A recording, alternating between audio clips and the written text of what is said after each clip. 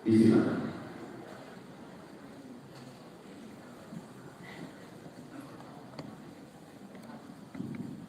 Bismillah. Assalamualaikum warahmatullahi wabarakatuh.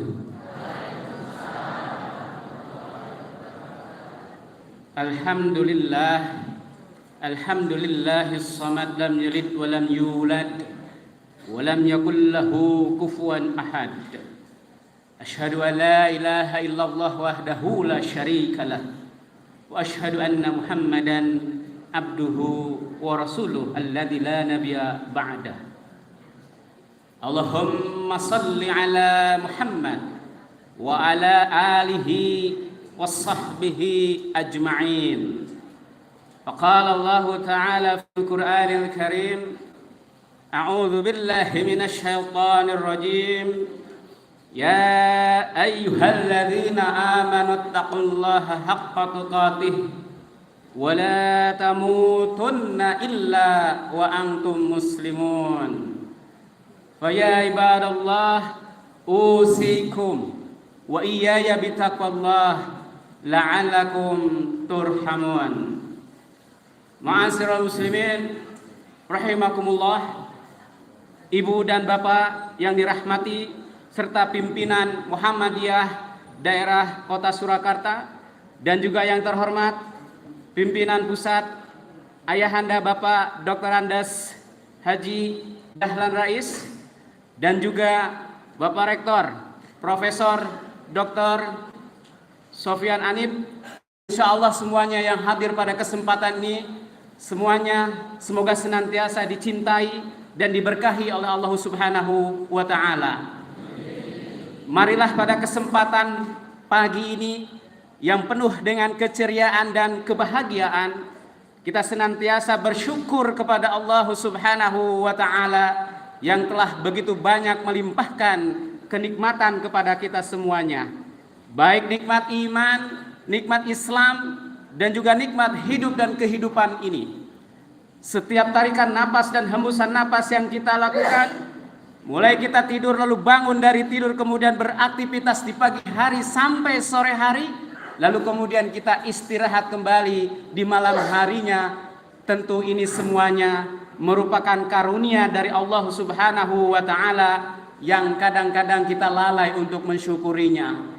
Dan manusia memang tidak pernah akan sanggup untuk menghitung nikmat Allah. Wa in ta'udu nikmatallah la tuhsuha. Seandainya manusia itu diminta untuk menghitung nikmat Allah, maka tidak ada satupun di antara kita yang sanggup untuk menghitungnya.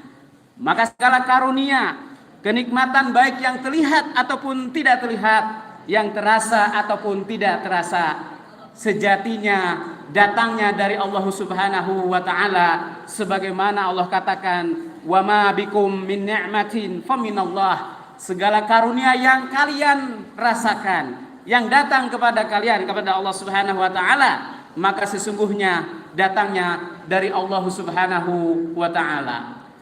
Salawat serta salam semoga Allah Subhanahu wa Ta'ala senantiasa mencurahkannya, melimpahkannya kepada revolusioner kehidupan kita, pendobrak kebahagiaan dunia, baginda kita Nabi Muhammad sallallahu alaihi wasallam, yang telah membawa kita dari alam kegelapan menuju alam terang, benderang minal dhulumati ilan nur. Ibu-ibu dan bapak-bapak yang dirahmati oleh Allah Subhanahu wa Ta'ala, alhamdulillah saya bisa bermuajahah dengan panjenengan semuanya, yang insya Allah semuanya wajah-wajahnya calon-calon penghuni surga semuanya, insya Allah. Ibu bapak ingin masuk surga semuanya? Ingin bertemu dengan Allah? Coba yang ingin bertemu dengan Allah acungkan tangannya. Yang ingin masuk surga acungkan tangannya, coba acungkan tangannya. Saya ingin lihat yang ingin masuk surga, acungkan tangannya. Ikuti doa dengan saya. Ya Allah ya Tuhanku, aku ingin masuk surga besok, ya.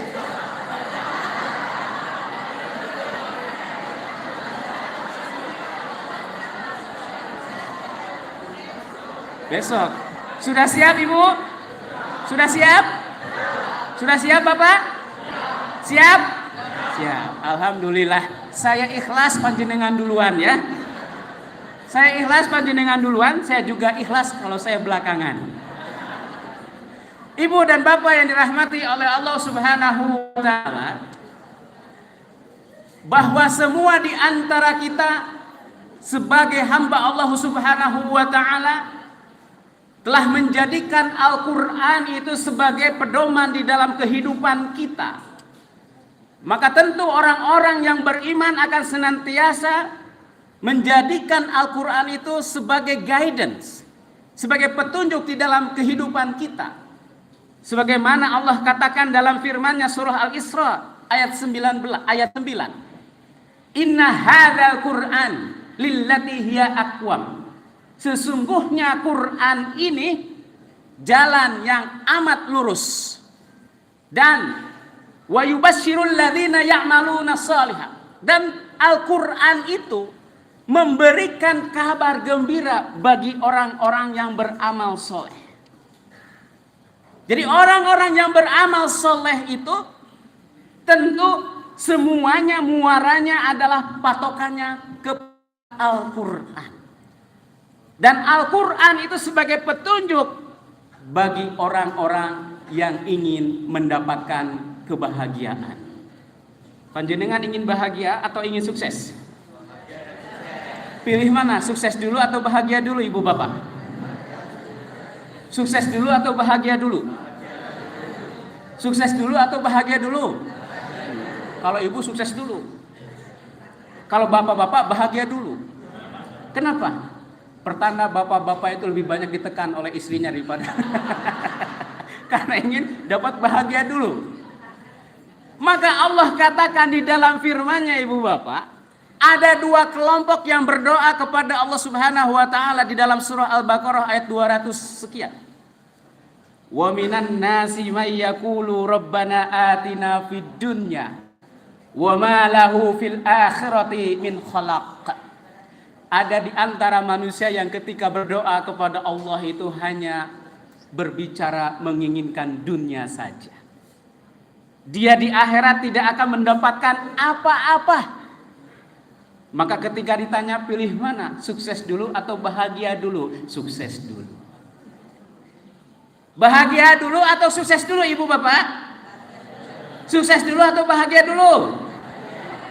Maka nanti panjenengan kalau cari mantu nggak usah muluk-muluk bapak-bapak, ibu-ibu. Yang penting itu soleh, kaya dan ganteng. Setuju bu? Yang penting apa? Kaya, ganteng, soleh, dan berkepribadian. Semuanya milik pribadi maksudnya.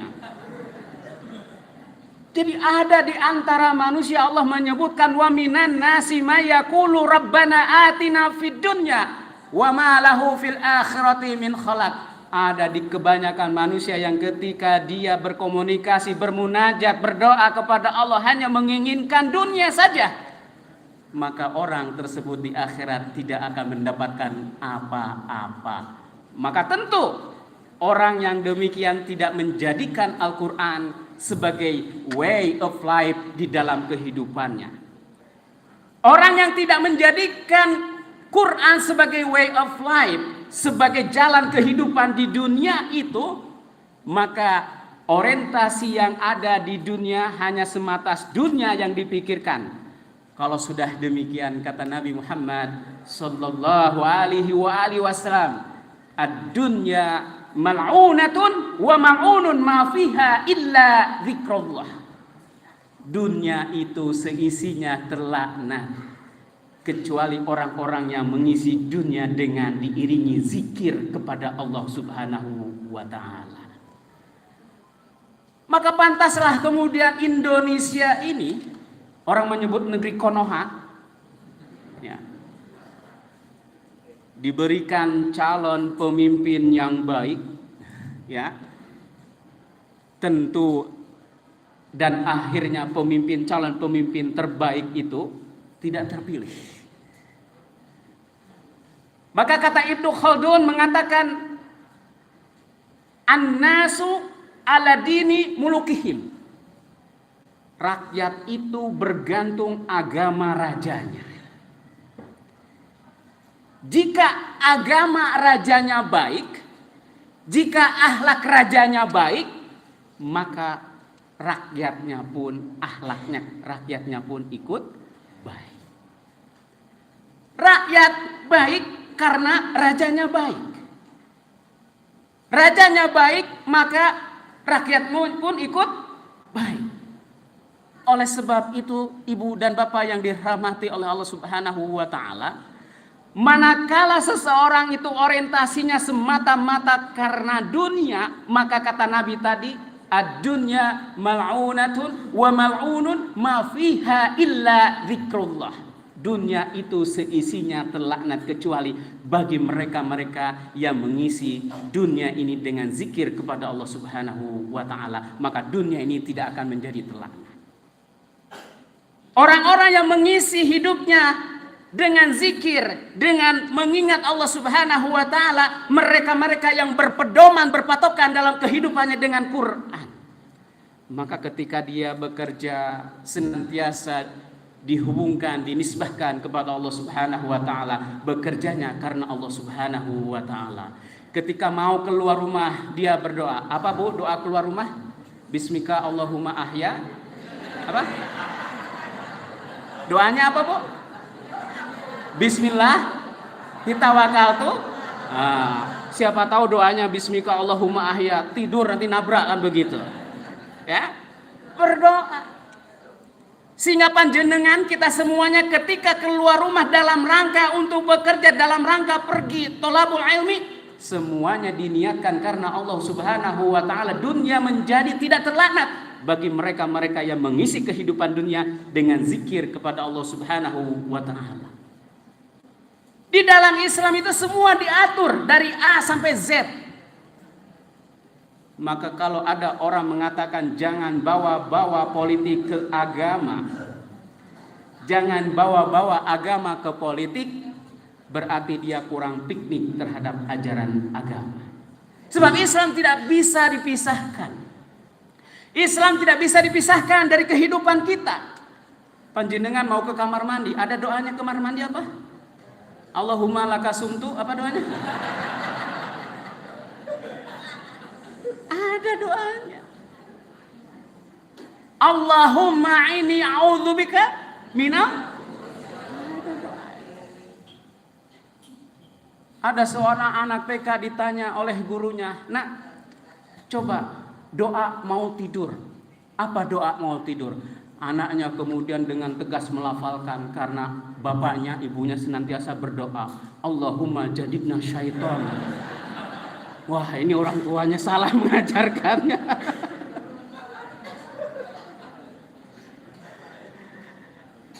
Ibu dan bapak yang dirahmati oleh Allah Subhanahu wa taala, orang yang menjadikan Al-Qur'an di dalam kehidupannya dikatakan oleh Allah Subhanahu wa taala di dalam surah Al-Imran, "Warrasikhuna fil ilmi yaquluna amanna bih kullu min 'indi rabbina wa ma yadzakaru illa ulul albab."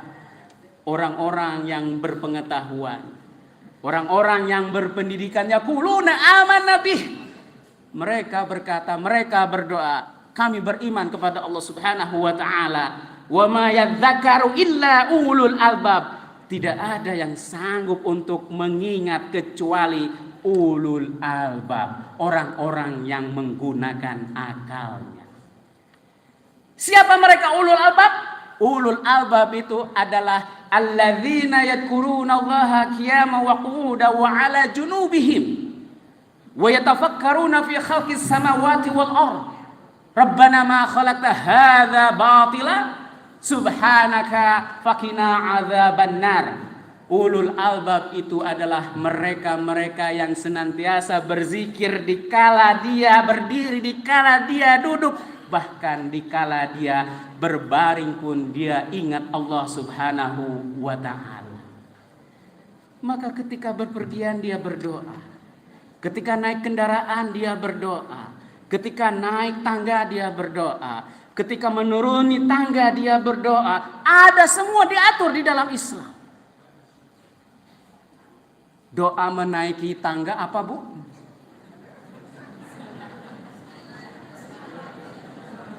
Doa sapu jagat bismillah gitu ya. Doa menaiki tangga apa? Doa menuruni tangga apa, Pak?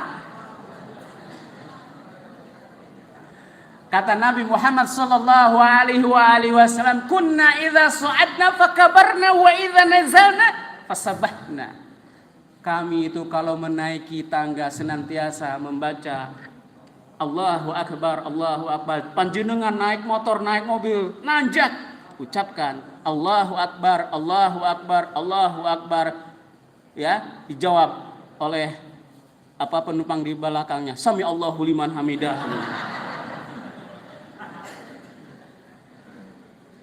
Ketika menuruni tangga, panjenengan ini turun dari tangga, Nabi senantiasa melafalkan, membaca Subhanallah, Subhanallah. Maka kalimah-kalimah thayyibah, orang-orang yang lekat dengan bacaan Al-Quran kesehariannya tidak akan pernah lepas dari tahlil, tahmid, takbir. Melihat cowok ganteng ucapkan apa, Bu?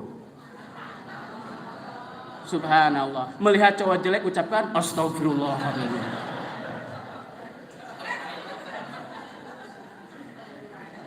Semuanya itu hanya dilakukan oleh orang yang senantiasa dekat dengan Al-Quran. Nabi Muhammad sallallahu alaihi wasallam mengatakan, "Majtama'a qaumun fi baiti min buyutillah yatluna kitaballah wa yatadarasuna illa nazalat alaihimus sakinah wa ghasiyatuhumur rahmah." Tidaklah sekelompok orang yang berkumpul di rumah Allah Subhanahu wa ta'ala lalu membaca Al-Quran dan mempelajarinya, maka akan datang kepadanya dari Quran, diberikan oleh Quran kepadanya ketenangan. Panjenengan senantiasa mendapatkan ketenangan atau kegalauan dalam hidup ini, Bu? Pernah merasakan galau? Udah ganti. Galau itu ada lagunya, Bu. Pernah dengar lagu galau? Galauku ada 5. Nah, itu. Merah, kuning, kelabu. Nah, itu lagu galau. Jadi galau itu ada doanya apa tidak, Bu? Ada. Allahumma inni a'udzubika minal hammi wal hazan. Itu doa galau. Jadi kalau panjenengan sedang dikejar-kejar oleh debt collector,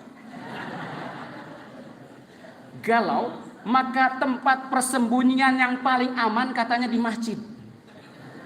Karena debt collector tidak pernah mungkin akan datang ke masjid, Pak. Sembunyi di masjid, debt collector tidak akan mencari panjenengan. Tetapi ibu dan bapak, orang-orang yang senantiasa ingat Allah dengan senantiasa membaca Al-Quran, dia jadikan Al-Quran sebagai pedoman di dalam hidupnya, dia akan senantiasa berpijak dalam hidupnya kepada Al-Quran.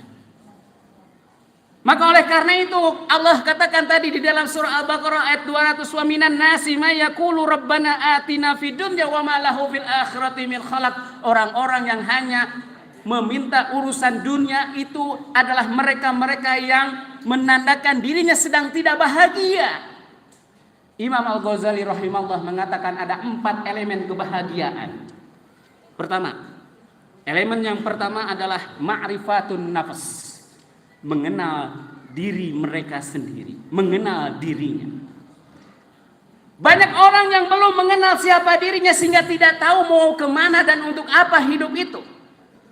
Maka ulama mengatakan, man arafa nafsahu fa'arafa rabbahu, siapa yang mengenal dirinya pasti mengenal siapa Tuhan. Jadi panjenengan ketika ada di luar melihat anak-anak pangki. Tahu pangki, Bu? Pangki buat masak gitu ya. Jadi rukun jadi anak pangki itu tidak mandi katanya. Semakin bau semakin pangki kan begitu. Mereka orang-orang yang belum mengenal siapa dirinya. Orang-orang yang bermaksiat kepada Allah Subhanahu wa taala, orang-orang yang berzina, orang-orang yang korupsi, mereka adalah orang yang belum mengenal siapa dirinya. Kenapa? Karena kalau dia mengenal siapa dirinya, dia akan tahu untuk apa dia hidup, untuk apa dia menjabat. Karena apa? Karena kelak kemudian semuanya akan dimintai pertanggungjawaban kepada Allah Subhanahu wa taala. Sehingga ma'rifatun nafs itu penting bagi seseorang. Jangan pernah seseorang ingin mendapatkan kebahagiaan kalau dia belum mengenal siapa dirinya. Maka ketika orang mengenal siapa dirinya, dia akan membaca Al-Quran surah Az-Zariyat ayat 56. Wa ma khalaqul jinna wal insa illa liya'budun. Tidak aku ciptakan jin dan manusia kecuali untuk beribadah kepada Allah Subhanahu wa taala. Maka banyak sekali orang yang belum mengenal dirinya. Banyak orang Islam ngaku Islam. Maka muslim itu dibagi menjadi 4, Ibu Bapak. Pertama yang disebut dengan muslim nominal. Kedua yang disebut dengan muslim mistikal. Yang ketiga yang disebut dengan muslim konseptual. Yang keempat yang disebut dengan muslim aktual. Muslim yang pertama adalah muslim nominal, KTP. Kalau mahasiswa itu mahasiswa KTM. Mahasiswa ngaku sebagai mahasiswa universitas tertentu tapi tidak pernah kuliah, kan begitu. Mahasiswa jadi-jadian datangnya ketika ujian akhir, kan begitu. Dan ini mayoritas tentu muslim nominal. Yang kedua adalah muslim mistikal, mengaku sebagai muslim tapi percaya kepada klinik-klinik. Mau nyalon bupati, mau nyalon jadi wali kota, mau nyalon presiden, datang kepada si Gufron misalnya. Ya, makola, inal madinah dan lain sebagainya ya. Yang aliran sesat itu seperti itu. Dicampur mistik. Maka Muhammadiyah, urusan-urusan kemusyrikan itu sudah selesai. Sebab barang siapa di antara kita rajin sholatnya, rajin puasa Daudnya, rajin ayamul bidnya, tapi percaya praktek ramalan dan praktek perdukunan, kata Nabi Muhammad sallallahu alaihi wasallam mengatakan, man atakahinan au arafan fasaddaqahu bima yaqul faqad kafara bima unzila ala Muhammadin sallallahu alaihi wasallam. Siapa yang datang kepada peramal dan dukun lalu membenarkan apa yang disampaikan oleh keduanya, maka sesungguhnya dia telah kafir terhadap apa yang disampaikan Allah kepada Nabi Muhammad sallallahu alaihi wasallam. Dan di hadis lain, salatnya tidak akan diterima selama 40 hari. Jadi jangan kita percaya ibadahnya kenceng. Maka kata Allah Subhanahu wa taala, in asyrakta la yahbitanna la takunanna minal khasirin. Kalau kamu menyekutukan Allah, maka amalanmu akan musnah dan kamu termasuk orang-orang yang merugi. Maka kalau kita menjadi muslim yang menjadikan Al-Quran sebagai pedoman di dalam hidup kita, tidak akan pernah percaya kepada ramalan-ramalan primbon dan difasilitasi oleh media. Kamu lahir Selosok Kliwon, kamu nggak cocok jadi jambret, kamu cocoknya jadi begal misalnya, ketik rek spasi primbon dan begitu. Kita ikut-ikutan lalu mengirimkan WA ataupun SMS dengan primbon itu, kemudian meninggal, matinya dalam keadaan tidak berserah diri kepada Allah Subhanahu wa taala. Ada seorang mahasiswa S2 di Yogyakarta, tesisnya belum selesai, Bu. Lalu datang kepada dukun, bertanya kepada dukun. Dukunnya kebetulan di daerah Solo kemudian ya. Orang menganggap sebagai orang pintar lah begitu kiai. Mahasiswa S2 ini tesisnya belum selesai. Mbah, saya minta tolong Mbah. Nopo? Tesis saya ini kok belum selesai-selesai. Dukunnya tanya, tesis itu apa? Lawang dukunnya lulusan SD ditanya tesis gitu ya. Ini orang kuliah S2 tapi kok otaknya jongkok kan begitu ya. Nah, maka Ibu Bapak, sebetulnya orang-orang yang percaya kepada praktek peramalan-peramalan dan praktek perdukunan adalah mereka-mereka yang tidak menggunakan otaknya. Maka ulul albab itu orang yang mengaktifasikan aktivitas zikirnya kepada Allah. Dia mampu mengolah rasa, mampu mengolah hati. Orang yang mampu mengolah rasa, mengolah hati adalah mereka-mereka yang endingnya menjadi orang yang mudah memaafkan daripada minta dimaafkan. Mudah memahami daripada minta dipahami. Mencintai daripada dicintai. Itulah orang-orang yang senantiasa mengolah rasa dan mengolah hati. Ulul albab itu tidak berhenti kepada mengolah hati dan mengolah rasa, tetapi juga mengolah pikir. Yatafakkaruna fi khalqis samawati wal ardh.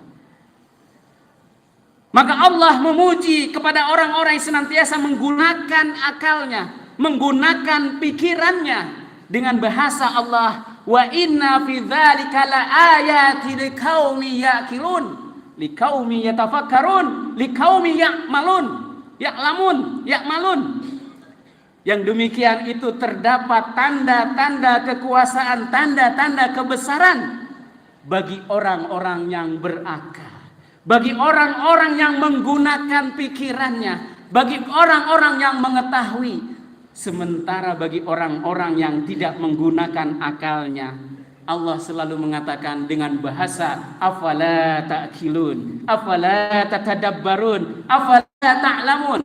Kalau kita bahasakan dengan bahasa kita, di utekmu, begitu. Kalau bahasa kita begitu mungkin ya, di utekmu, begitu. Maka orang-orang yang menjadikan Al-Quran sebagai pedoman pada peradaban masa klasik zaman Rasulullah SAW serta Khulafaur Rasyidin sampai kemudian kepada abad pertengahan dinasti Umayyah dan dinasti Abbasiyah sebelum terjadi konflik di antara mereka, ternyata mereka mampu menghadirkan Islam dan ilmu pengetahuan dan memberikan sumbangan bagi peradaban dunia. Muncul yang disebut dengan Renaissance, atau di Jepang dengan istilah restorasi. Artinya apa? Orang-orang barat belajar dari Islam terkait dengan teknologi. Bangsa barat, Romawi pada waktu itu ibu bapak, belum mengenal yang namanya berobat. Tradisi orang-orang barat pada waktu itu kalau ada orang sakit itu, treatmentnya bukan diobati. Treatmentnya lalu kemudian dia katakan, kata dukunnya, ini kemasukan roh jahat, maka solusinya haruslah dibakar. Tetapi Islam, sebagaimana sabda Nabi Muhammad SAW mengatakan, innallaha ma anzala illa anzala lahu dawa falyatadawwa. Sesungguhnya Allah tidak menurunkan penyakit kecuali ada obatnya, maka berobatlah. Maka lahirlah ilmuwan-ilmuwan muslim seperti Avicenna, orang barat menyebutnya Ibnu Sina. Begitu juga dengan teori-teori sosiologi. Belum ada orang barat berbicara tentang sosiologi, bagaimana menata masyarakat dan sebagainya. Muncullah yang namanya Averroes, Ibnu Rus. Maka tentu ilmuwan-ilmuwan muslim itu adalah ilmuwan yang menjadikan aktivitas zikir dan aktivitas pikirnya di dalam kehidupannya yang semuanya tentu berpedoman kepada Al-Quranul Karim, yaitu Al-Quran dijadikan sebagai pedoman di dalam hidupnya.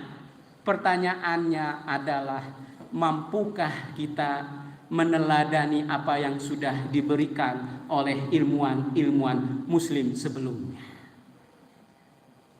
Maka kalau ada orang berteriak, kamu teriak-teriak anti Amerika, anti Cina, tapi teknologi yang kamu gunakan itu teknologi buatan Amerika, buatan Cina, maka saya katakan orang-orang yang mengatakan demikian dia miskin literasi. Sejatinya Amerika, Eropa tidak akan pernah membuat, tidak akan pernah bisa membuat teknologi kalau tidak ada ilmuwan muslim.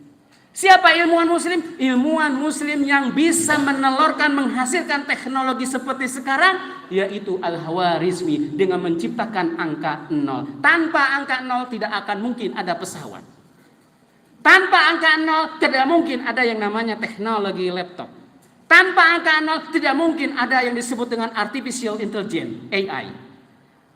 Maka orang-orang yang mengatakan demikian, orang-orang yang miskin terhadap literasi, yang miskin bacaan. Maka kalau kemudian ibu dan bapak yang dirahmati oleh Allah Subhanahu wa taala, kita jadikan Al-Qur'an sebagai pedoman di dalam hidup kita, maka kita akan menjadikan pribadi-pribadi yang menggunakan akal kita.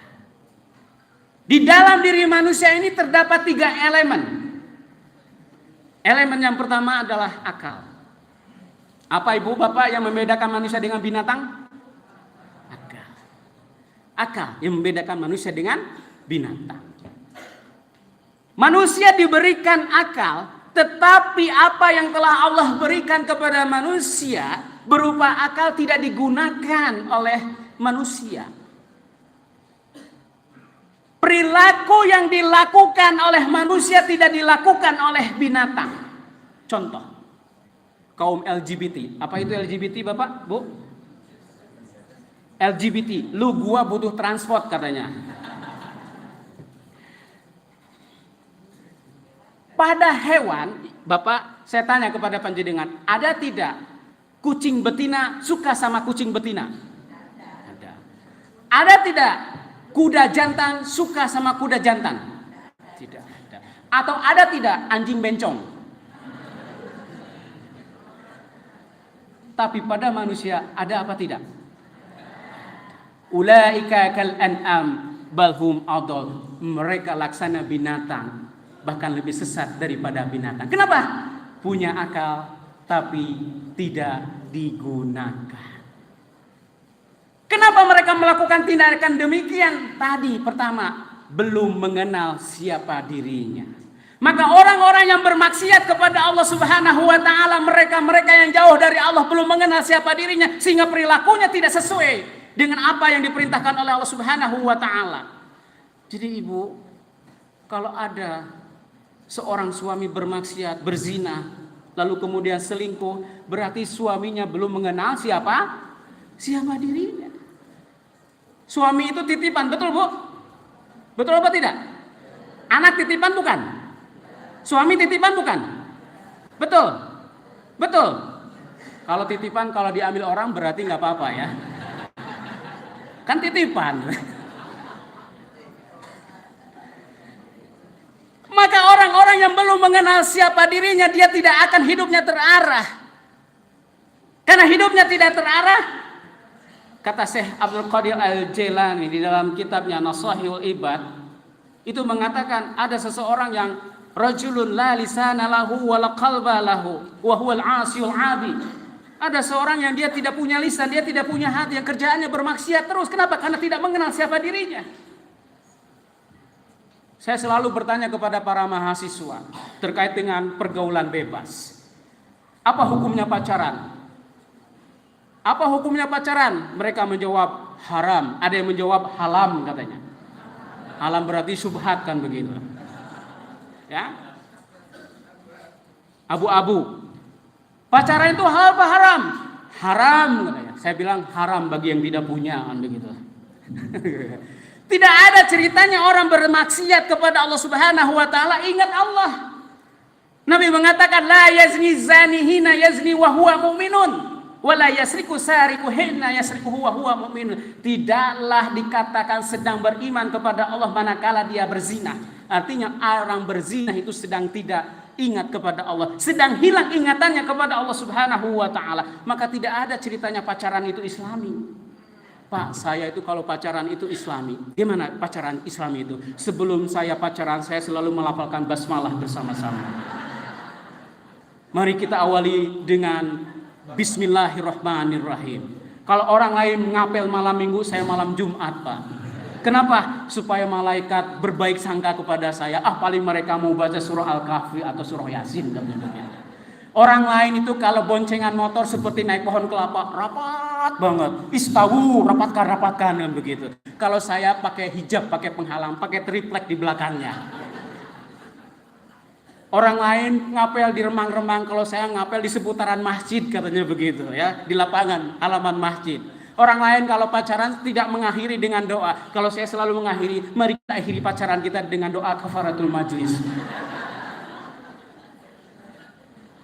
Tidak ada ceritanya orang bermaksiat kepada Allah Subhanahu wa taala dia ingat Allah Subhanahu wa taala, sebagaimana tadi la yazni zani hina yazni wa huwa mu'minun. Tidak dikatakan beriman manakala seseorang itu sedang berzina. Artinya apa? Ketika ada suami berzina, ketika ada suami selingkuh, ketika ada istri selingkuh, dia sedang hilang ingatannya kepada Allah Subhanahu wa taala. Begitu juga dengan koruptor, begitu juga dengan maling. Tidak ada ceritanya koruptor itu mau korupsi melafalkan asma Allah. Nawaitu misalnya an ahtakir hadza malillahi ta'ala, an begitu. Niat saya untuk korupsi karena Allah Subhanahu wa taala, an begitu. Boleh tidak hasil korupsi digunakan untuk membangun masjid? Boleh tidak, Bu? Boleh tidak? Boleh tidak? Boleh tidak? Tidak boleh. Kenapa? Innallaha thayyibun la yaqbalu illa thayyib. Allah itu baik dan hanya menerima yang baik-baik. Pertanyaannya, Bu, kalau panjenengan kesehariannya dikasih oleh suami per bulannya hanya 2 juta, tiba-tiba suami memberikan ke panjenengan 15 juta, diterima atau jangan? Diterima atau tidak, Pak? Biasanya ditanya apa tidak, Pak? Ditanya apa tidak? Sumbernya dari mana? Ditanya tidak? Ditanya tidak? Nggak berani jawab, takut katanya. Istri solihah akan bertanya, abangku, ini kok surprise sekali. Kenapa kok bulan ini memberikan saya uang 15 juta? Biasanya kan itu 2 juta. Ini uang dari mana? Kata suaminya, OKC. Apa itu OKC, Pak?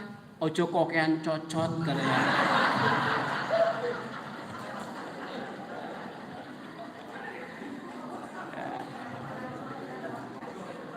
Istri yang soleha akan bertanya kepada suaminya, kenapa? Karena takut sumber yang didapat, sumber yang dimakan itu dari sumber yang haram.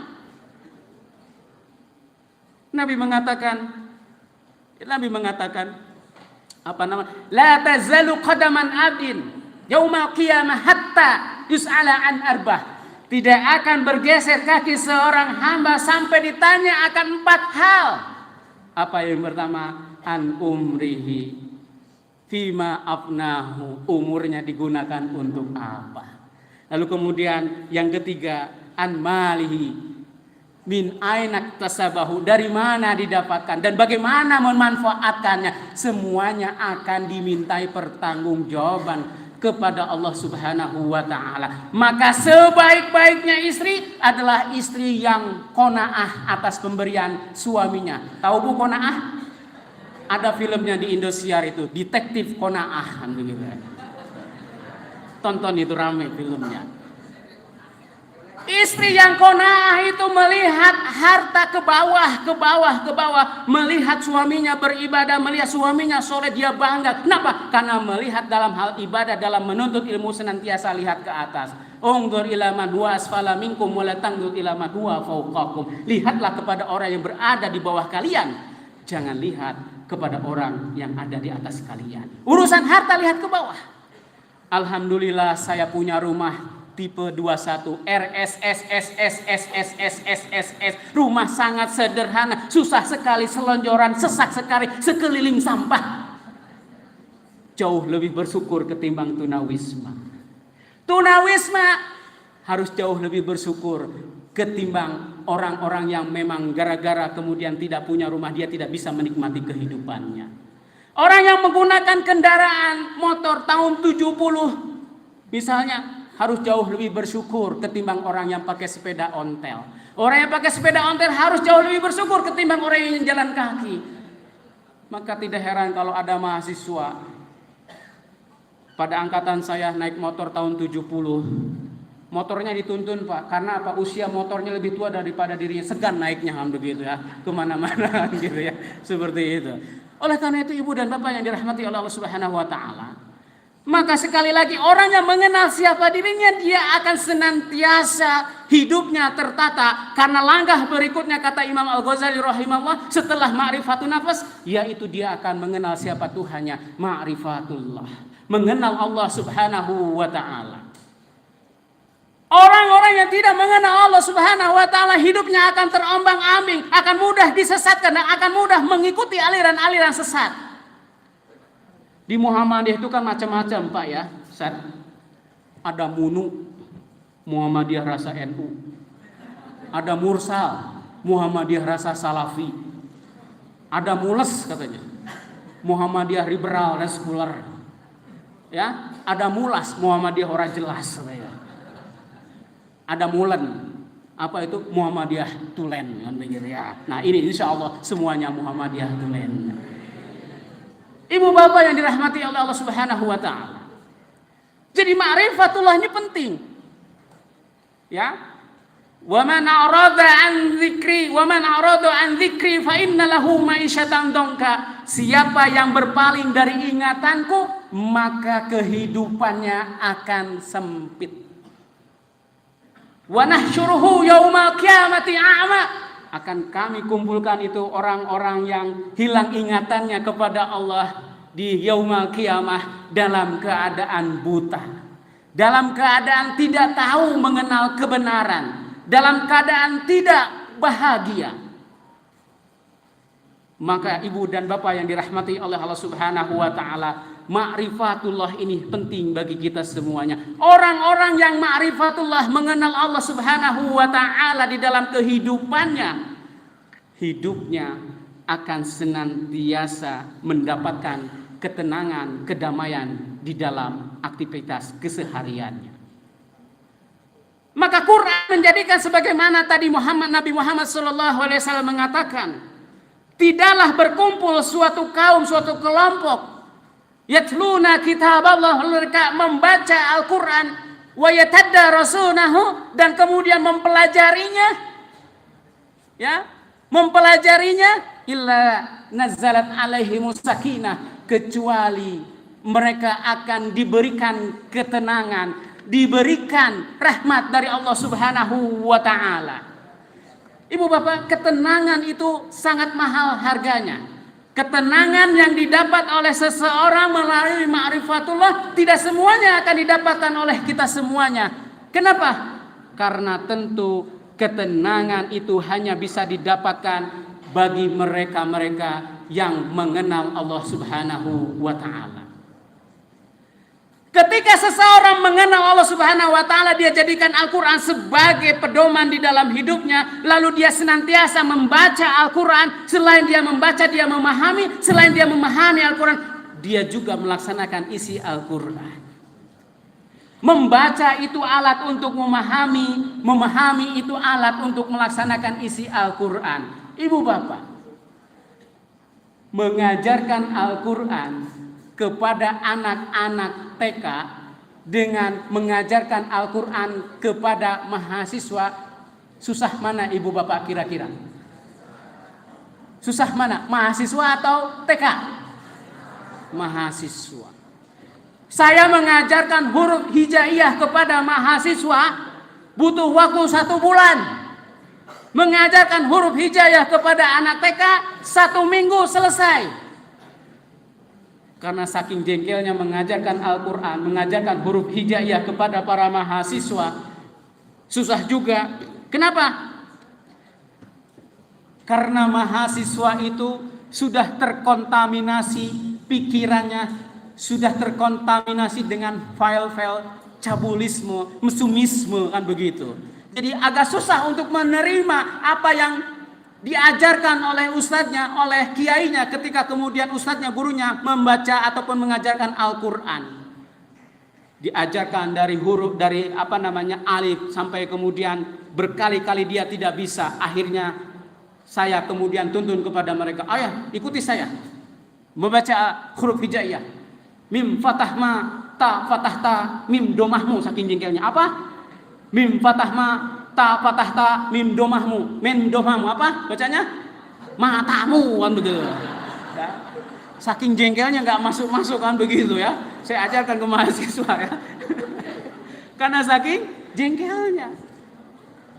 Tapi mengajarkan huruf hijaiyah, saya katakan tadi 1 minggu selesai. Mengajarkan kepada mahasiswa huruf hijaiyah 1 bulan pun belum tentu selesai, ibu bapak semuanya. Maka penting bagi ibu bapak semuanya sebagai orang tua untuk mengenalkan siapa Tuhannya, siapa nabinya, dan apa kitab sucinya. Ma'rifah ini penting. Dikenalkan oleh kita sebagai orang tua, mengenal siapa Tuhannya, siapa nabinya, dan apa kitab sucinya sejak dari TK. Alhamdulillah Muhammadiyah banyak TK Aba. Di kota Solo ini ada berapa ribu itu TK Aba? Banyak sekali. Sekolahkan putra putri kita di sekolah-sekolah Muhammadiyah. Kenapa? Di sekolah Muhammadiyah akan dikenalkan kepada siapa Tuhannya, siapa nabinya, dan apa kitab sucinya. Coba di TK Muhammadiyah panjenengan atau di TK umum. TK Muhammadiyah dengan TK umum beda apa tidak ibu bapak? Beda apa tidak? Panjenengan pernah dengar lagu Topi Saya Bundar? Pernah? Apa? Gimana lagunya bu? Gimana? Topi saya bundar. Terus? Bundar topi saya, kalau tidak bundar bukan topi saya. Itu kalau di TK umum. Tapi kalau di TK apa? Lagu itu dirubah. Islam agamaku Islam, kalau bukan Islam bukan agamaku. Tuh. Ya. Itu bedanya di TK umum. Saya ngajar dulu di 3 universitas. Yang pertama di Universitas Negeri Umum, lalu kemudian ngajar di UI Yogyakarta. Sampai sekarang masih ngajar. Dan sebagai dosen di UIN Wali Songo Semarang. Ketemu mahasiswa dengan mahasiswa yang berbasiskan agama dengan umum itu berbeda.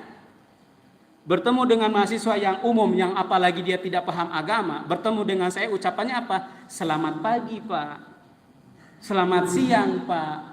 Belum ada tambahan salam. Wong apa namanya, swiasto itu pada waktu itu ya. Salam bid'ah itu ya. Salam bid'ah saya katakan ya. Salam yang menyesatkan ya. Belum ada. Tetapi bertemu dengan mahasiswa perguruan tinggi Islam, dia ucapkan Assalamualaikum. Disitulah bedanya ibu bapak semuanya. Bukan berarti kita tidak boleh menyekolahkan putra putri kita di perguruan tinggi umum, bukan tidak boleh, tetapi kuatkan akidahnya terlebih dahulu, kuatkan landasan tauhidnya, supaya apa? Ketika kita lepas di perguruan tinggi sudah ada fondasi. Bagaimana menguatkannya? Sejak dini dia disekolahkan di sekolah Muhammadiyah, SMP Muhammadiyah, SMA Muhammadiyah, pun nanti kuliahnya di perguruan tinggi Muhammadiyah, sehingga nyambung sanadnya, kata orang seperti itu. Maka menjadi Muhammadiyah tulen insya Allah. Seperti saya ini Bapak, saya di cabang itu di Majelis Tabligh di Kota Semarang sebagai ketua Majelis Tabligh, di wilayah Majelis Tabligh juga. Jadi nyambung kan gitu, tidak kemana-mana alhamdulillah. Tapi sebagai seorang warga Muhammadiyah, warga persyarikatan, harus siap dipimpin dan harus siap memimpin, karena itu adalah amanah, bukan kita yang mencari seperti itu. Jadi rasa memiliki terhadap organisasi itu harus ada, tapi tidak boleh berlebihan. Ada orang berlebihan terhadap sense of belonging, rasa memilikinya, sehingga kemudian digeser, tidak mau. Kenapa? Rasa memilikinya terlalu berlebihan. Ini yang menjadi masalah kalau seperti itu. Nah, kembali tadi. Jadi ma'rifatullah bagi kita ini mengenalkan siapa Tuhannya. Kalau kita sudah mengenal sebagai orang tua, mengenalkan kepada putra kita, cucu-cucu kita untuk mengenal siapa Tuhannya, siapa nabinya, apa kitab sucinya. Banyak di antara kita yang berpikir tidak penting terhadap agama. Apa indikatornya? Indikatornya manakala anak-anak ketika ujian itu nilai matematikanya mendapat 5, nilai bahasa Inggrisnya mendapat 5, nilai biologinya mendapat 5, orang tuanya marah. Tapi tidak pernah marah manakala nilai agamanya di bawah 80. Tidak pernah marah manakala anaknya tidak bisa ngaji. Padahal kata Nabi Muhammad sallallahu alaihi wasallam, "Innallaha yubghadu kulla 'alimin bidunya wa jahilin bil akhirah." Sesungguhnya Allah murka kepada orang yang hanya pintar urusan dunia tapi bodoh dalam urusan akhirat. Banyak orang berentet-rentet gelar akademiknya. Profesor, doktor, PhD, MBA, MN, MHom, apalagi MBM, MN, ALM terakhir ya. Begitu ngasih pengajian dia tidak bisa baca Al-Quran. Disuruh jadi imam spesialis sholat zuhur dan asyar. Monggo Ustadz Mawan, saya spesialis zuhur dan asar saja kan begitu. Ya. Bacaan bismillahnya bagus, bacaan ta'awuznya bagus. A'udzubillahi minasyaitonirrajim.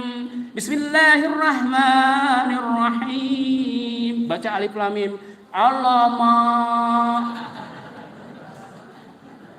Baca alif lam mim ro dibaca almari. Wah, ada Tarsan bawa almari ke sini, saya bilang alamat begitu. Nah, maka Nabi mengatakan, innallaha yubghadu kulla alimin bidunya wa jahilin bil akhirah.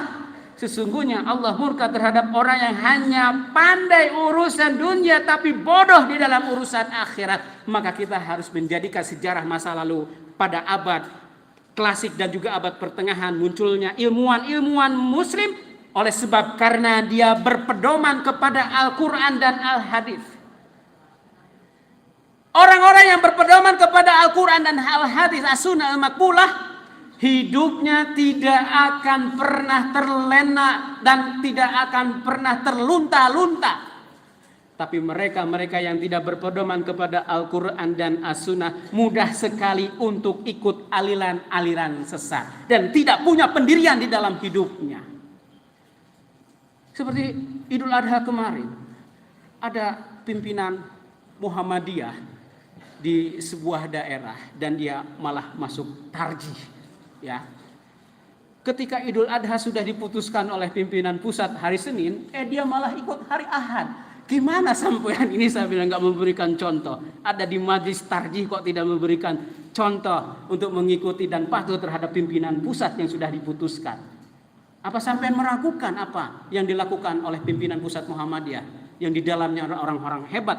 Majlis tarjih itu adalah orang-orang hebat, orang-orang yang berilmu. Lawang ijtihad itu salah saja masih dapat pahala, apalagi kemudian benar. Dia tidak bisa jawab seperti itu.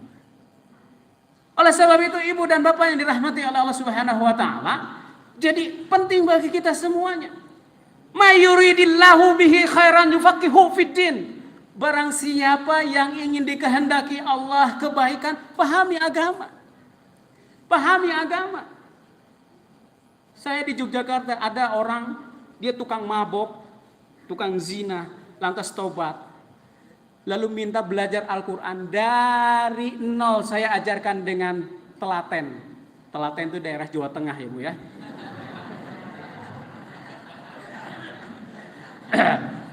Alhamdulillah, aktivitas maksiatnya berhenti sama sekali. Dan Alhamdulillah, membaca Al-Qur'annya dia bisa. Dan sekarang senantiasa menjaga dirinya seperti itu. Jadi tidak ada kata telat, tidak ada kata terlambat untuk memperbaiki diri kita. Maka kenalkan tetangga kita, sahabat kita, putra putri kita untuk mengenal Allah Subhanahu wa ta'ala. Tidak ada kata terlambat. Melalui majlis-majlis semacam ini adalah sebagai media untuk mengenal Allah Subhanahu wa ta'ala.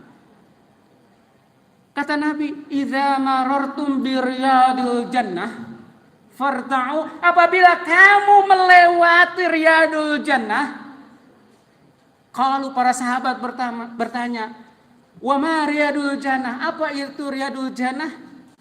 Hilqud dzikri. Riyadul jannah itu adalah majlis taklim, majlis ilmu. Maka ketika ada majlis ilmu, Nabi mengatakan farta'u, berhentilah dan ikutilah yang namanya majlis ilmu. Kenapa? Di dalam majlis ilmu itu akan mengantarkan kalian untuk mengenal Allah Subhanahu wa ta'ala. Maka lihat panjenengan, orang-orang yang hampa dirinya, kosong jiwanya, mereka orang-orang yang jauh dari Allah Subhanahu wa ta'ala. Di negara Swiss, Bapak tahu negara Swiss? Pernah ke Swiss? Di Solo kan banyak toko kue Swiss kan ya. Nah, itu angka GDP-nya. GDP itu apa? Gross Product apa? GDP, Gross Development Product ya. Paling tinggi domestik maksud saya. Paling tinggi di Eropa. Tetapi angka bunuh diri paling tinggi di Eropa. Di Swiss itu. Artinya apa? Kesejahteraan secara materi tidak mengantarkan mereka bahagia. Karena kemudian banyaknya bunuh diri, banyak orang terjun dari lantai 15 dari sungai yang kemudian ada jembatannya, sehingga jembatan-jembatan yang ada sungainya kemudian dipagari agar orang tidak bunuh diri. Maka pemerintahnya menyiapkan untuk sarana bunuh diri melalui obat. Saking banyaknya orang bunuh diri difasilitasi oleh negara, berarti negaranya pun ikut stres kan begitu. Maka ternyata kebahagiaan secara materi tidak mengantarkan kebahagiaan secara spiritual. Maka di dalam Islam itu kan ada 4 kecerdasan. Ada yang disebut dengan kecerdasan intelektual, ada yang disebut dengan kecerdasan emosional, ada yang disebut dengan kecerdasan spiritual, dan yang keempat yang disebut dengan kecerdasan adversity. Kalau kita mengandalkan kecerdasan intelektual saja, otak saja, kognitif saja, sebagaimana teorinya taksonomi Bloom. Yang pertama adalah kognitif, yang kedua adalah afektif, yang ketiga adalah psikomotorik. Maka berbeda dengan Islam, yang pertama adalah afektif sesungguhnya. Maka kalau hanya sekedar kecerdasan intelektual melahirkan sosok-sosok Fir'aun, melahirkan sosok-sosok Hitler, melahirkan sosok-sosok Ferdinand Marcos, melahirkan sosok-sosok pemimpin-pemimpin yang jahat yang sesungguhnya mereka punya kepintaran, tapi kepintarannya tidak bermanfaat bagi masyarakatnya. Kalau hanya mengandalkan kecerdasan emosional saja, bagaimana lihat Pol Pot? Pol Pot itu bersahaja, Bu. Wah, dia suka belusukan ke gorong-gorong, Bu. Pol Pot itu, ya. Ya. Suka belusukan ke gorong-gorong, tetapi apa yang terjadi? Rakyatnya dibantai. Tampilannya itu sederhana. Ya. Tampilannya sederhana. Tampilannya seperti fitness. Badannya fit, hatinya ngenes kan begitu. Itu fitness itu. Fitness, badannya fit, hatinya ngenes. Pol Pot itu tampilannya sangat sederhana seperti merakyat baik, tetapi apa yang dia lakukan? Membunuh rakyatnya ribuan bahkan jutaan yang tidak sependapat dengan pribadi Pol Pot. Jadi jangan terjebak dengan tampilan, Pak. Pemimpin hebat tidak lahir dari gorong-gorong, Pak. Ya. Tidak lahir dari belusukan, Pak. Ya, pemimpin hebat itu, ya. Nah, oleh karena itu, ini kecerdasan emosional tidak menjadikan seseorang itu menjadi pribadi-pribadi yang unggul, pribadi-pribadi yang dekat dengan Allah Subhanahu wa taala, pribadi-pribadi yang bahagia.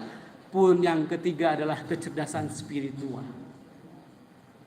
Kecerdasan spiritual tanpa ditunjang dengan intelektual dan emosional akan hampa. Banyak orang beragama tanpa ilmu, akhirnya akan sangat mudah ikut aliran-aliran sesat. Ada aliran Lia Eden ikut, ada aliran Musodek ikut, ada aliran Panji Gumilang ikut. Kenapa? Karena beragama tidak ditunjang dengan ilmu.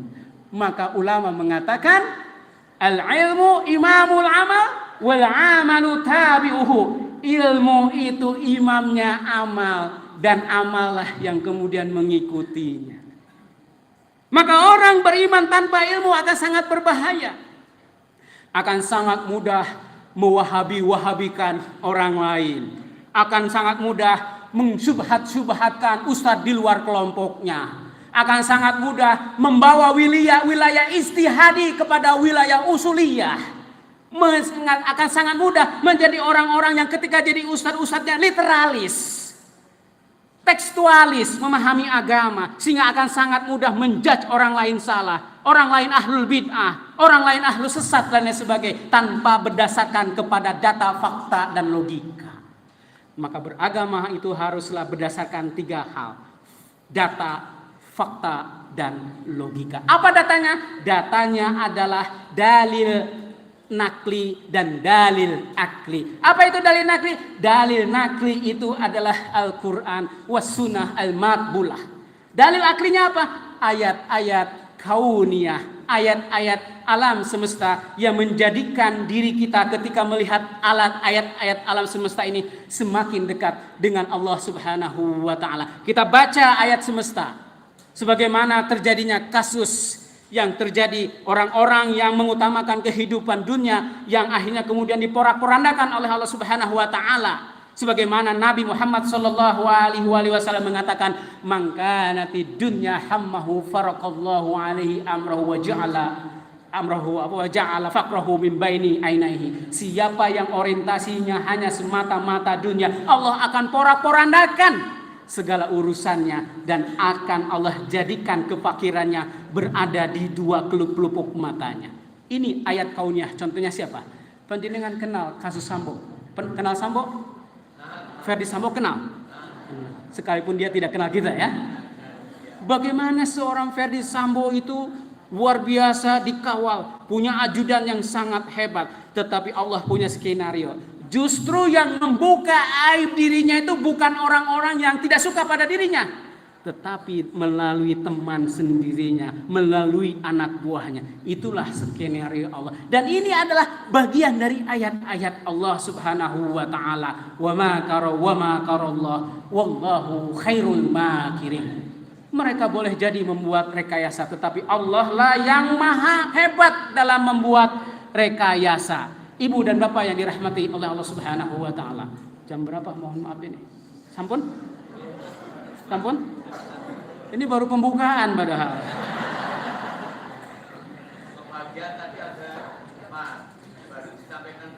Oh, baru disampaikan 2. Oh, Quran 2 berarti sampai jam 12 Pak ya. Nanggung ya bentar lagi ya. Sampai 4 tadi kan ya. Yang kedua tadi ma'rifatullah. Jadi berangkat ya ma'rifatullah itu berangkat dari Al-Quran. Inna hadzal Qur'an yahdi lillati hiya aqwam wa yubashshirul mu'minina alladzina ya'maluna shalihat anna lahum ajran kabira. Ini Quran, ini petunjuk yang paling lurus dan akan memberikan kabar gembira. Siapa yang akan diberikan kabar gembira kata Allah di dalam surah At-Taubah ayat 112 itu ada. Alhamidun, orang-orang yang senantiasa memuji Allah Subhanahu wa taala. Al-abidun, orang-orang yang senantiasa beribadah kepada Allah Subhanahu wa taala. Wasaihun, orang-orang yang senantiasa menuntut ilmu. Orang-orang yang senantiasa bermajlis ilmi dimanapun dan kapanpun. Seperti panjenengan semuanya ini adalah orang-orang yang berada di jalan Allah, yang ketika keluar kemudian meninggal, matinya dalam keadaan syahid insya Allah. Kenapa kata Nabi, man kharaja fi thalabil ilmi fahuwa fi sabilillah. Siapa yang keluar dalam rangka menuntut ilmu, maka dia berada di jalan Allah Subhanahu wa taala. Maka ma'rifatullah itu penting. Sehingga setelah ma'rifatullah, maka kemudian ma'rifatud dunya. Orang yang mengenal dunia ini untuk apa? Dia jadikan dunia ini sebagai majra'atul akhirah, sebagai ladang untuk menuju akhirat.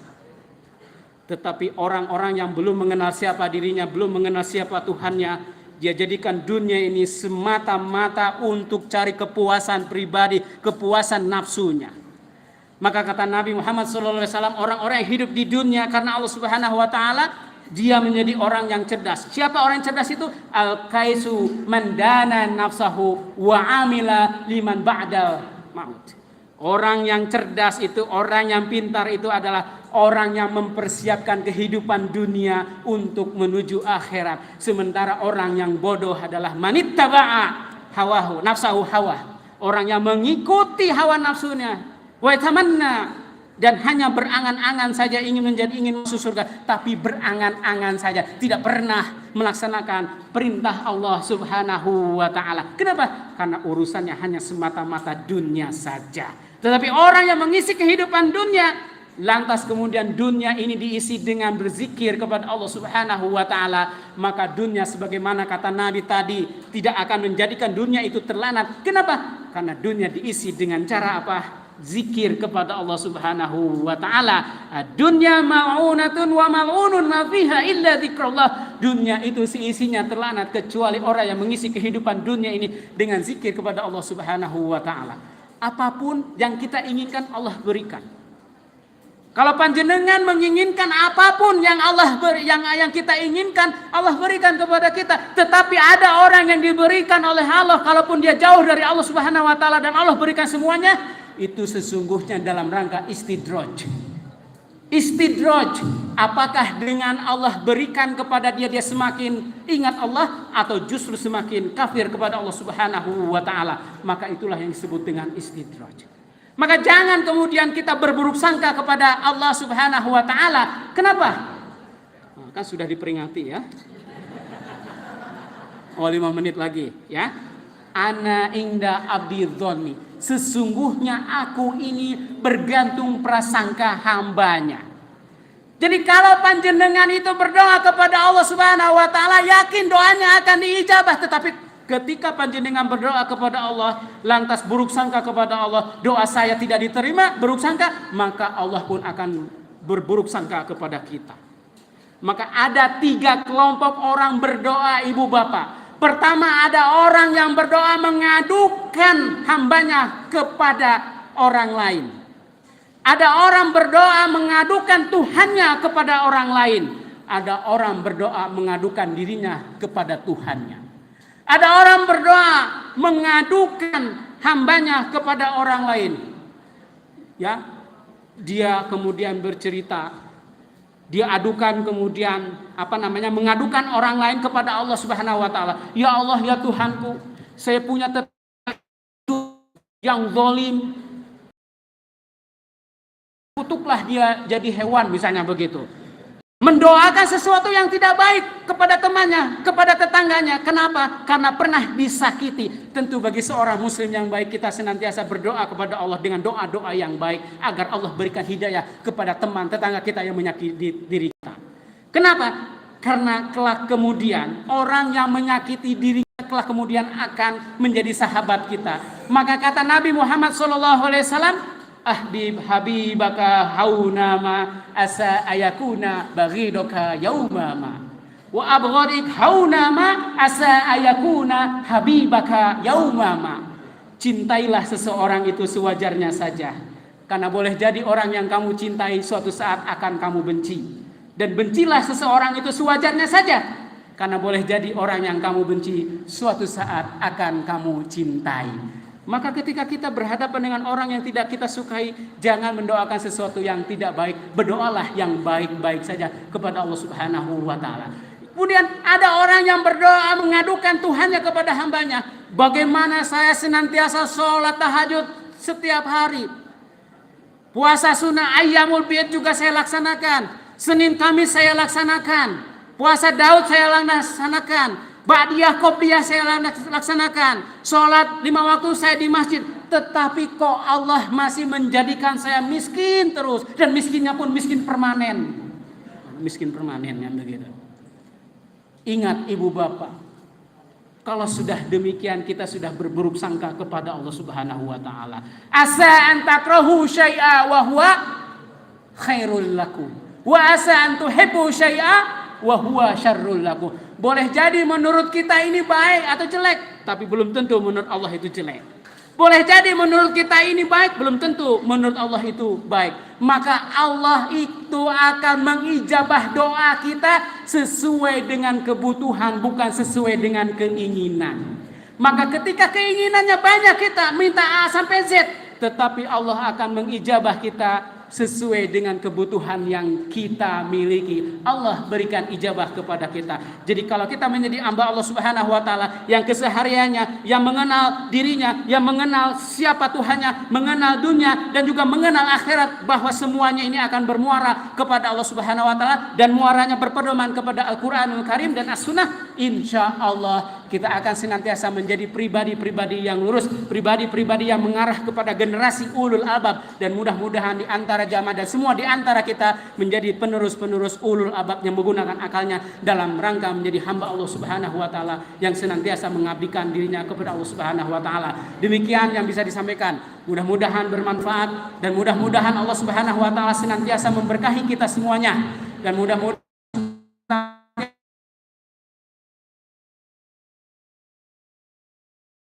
memberikan kesehatan kepada kita semuanya, pada keluarga kita, sahabat kita, tetangga kita yang sedang dalam keadaan sakit. Semoga Allah angkat penyakitnya, semoga Allah berikan kesehatan dengan kesehatan selama-lamanya. Jika sudah sehat, semoga semakin dekat dengan Allah Subhanahu wa taala. Mudah-mudahan putra-putri kita, cucu-cucu kita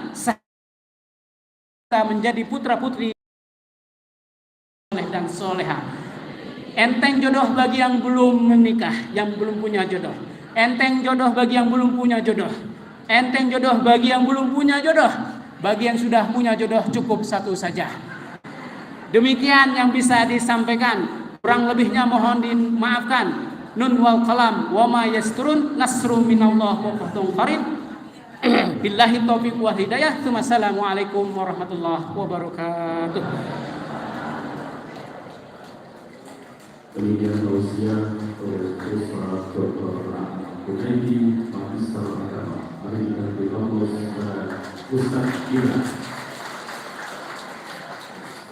Semoga berilmu dan bermanfaat. Bapak Ibu hadirin yang kami hormati, ingin kami menyampaikan bahwa infak dari bermohon seperti ini 7.261.000 rupiah.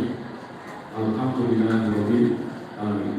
Baiklah, acara pembinaan telah kita ini di akhir acara pengajian, yaitu penutup. Marilah kita akhiri pengajian hari bermuhammadiyah pagi ini dengan al-Fatihah kafaratul majlis bersama-sama. Subhanallahumma wa bihamdika asyhadu an la ilaha illa anta astaghfiruka wa atubu ilaik. Demikian saya selalu membaca, mohon maaf yang sebesar-besarnya apabila ada salah kata dalam membuatkan acara ini. Terima kasih Bapak Ibu dan hadirin semua atas perhatian dan kehadirannya. Syukur selamat menuju kepada alam sebelah. Akhirul kalam. Pilih dari saya nasrul minallah wa taufiq wa basyiril mu'minin. Wassalamu